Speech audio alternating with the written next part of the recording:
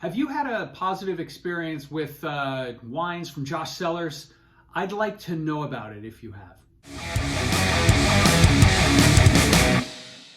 Welcome back to Drinking It In. I am your host, Chris Casara, and I am here to help. We are here to help you know more and drink better, and probably piss some people off.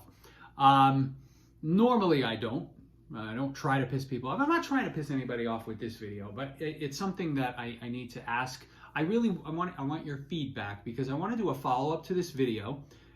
Maybe I'm wrong.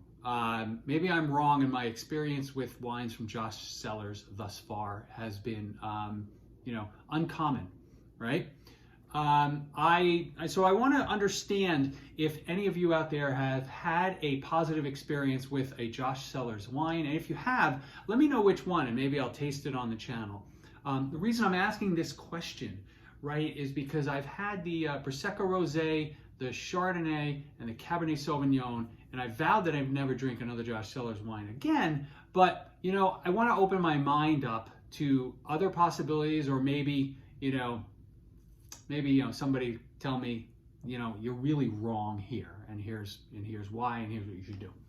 Let me know your thoughts. I appreciate the engagement, and hey, if you haven't subscribed, if you're not subscribed, because 97.32% of you are not, it'd mean a lot to me to hit that little button there and subscribe. Yeah, leave a like too. I'll talk to you soon.